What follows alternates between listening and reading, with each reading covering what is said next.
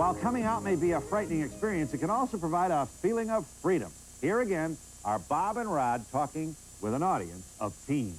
I don't care if anybody in this audience dislikes us. I don't give a damn. What I'm expecting is respect as a human being, which is the same thing I'm willing to give everybody else in this room. And that's what it's all about. How did you tell your parents you were gay?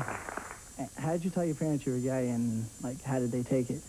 We both had different circumstances of coming out to our parents. And I think that one of the things before I get into the meat of the answer is that the single most important thing on a political, on a social level that any gay or lesbian person must do is come out to their immediate family.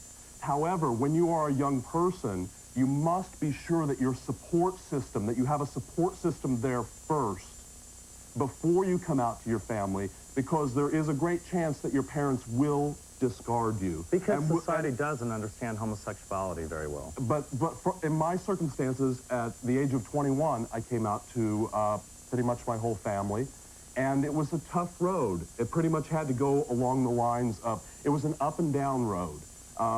People sometimes mouth acceptance and then do something entirely different.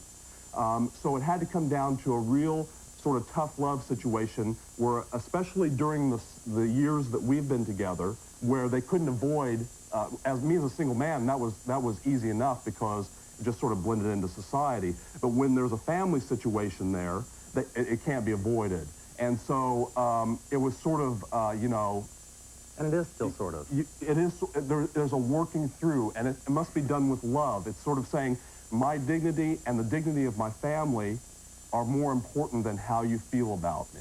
And I think, too, take an opportunity. This is from a government study. 30% of all teenage suicide are gay youth.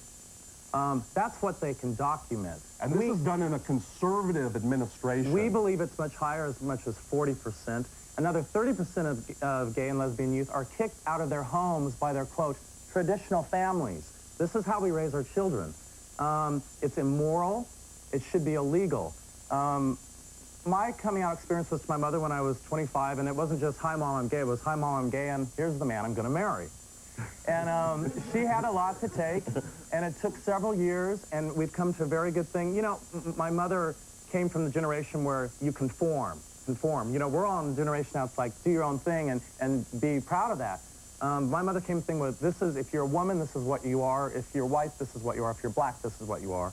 So she never really questioned it very much, and it took a lot of time, and it's coming to a really good place now, because basically it ended up being, you must accept me for who I am. If you've got a problem, it's your problem. You're a bigot. That's your problem. I love you. I'll be there for you. But I can't go through this with you. I've already went through it.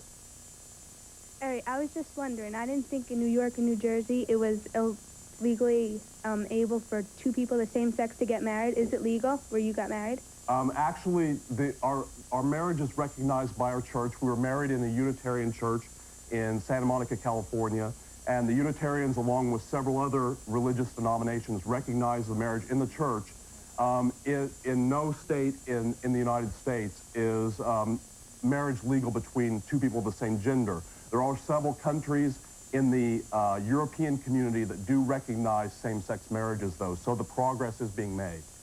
When you guys were in the gym, did the other guys lift and make fun of you? Or do they tease you, or do they make comments about it? Well, you know, I have a kind of a story. We were walking in the mall one day, and we were walking by, and this young teenage kid and his girlfriend walked by, and he goes, oh, it's Bob and Rod. And, you know, we just do our own thing, walk down. He's about 30 yards in, he goes, faggots. And I turned around, and I go, bigot. and he went scurrying down. He went scurrying down the hallway. You know, you know, all that showed was here's a young kid, or when men do this, here's someone who's not very secure with their own sexuality. That's their problem, not mine. You see, there's no such thing as a self-actualized bigot. A bigot is never happy on the inside. And bigotry is not rational, so. As being an adult, have you ever wanted a son or a daughter, you know, a wife and a family? Have you ever thought about that? Well, first of all, why do we have to have a wife to have a family? We are a family. Well, first okay. of all. Secondly, we do want kids, and we're pursuing those different options now. And there are many gay families having children now. You're saying under the regular guise of how it's accepted with a man and a woman? Obviously not. you know. We've committed our lives to each other, and we're not going to give that, and we're not going to give that up. We'll fight to the death for this marriage. Go ahead. How you doing? All right. I want to know, all right, at the wedding, right, was there, you know, like your parents and your friends, I don't know if y'all have any brothers or sisters or anything, but like your brothers and sisters and your friends come, how did they react at, you know, at the wedding? Sadly, to tell you the truth, none of our family showed up. And it was their loss because we had 250 people from all over the world show up from England and Germany, and they were crying in the pews. We wrote some own vows, and they missed it. We didn't. And we had a great party afterward. It was a wonderful day.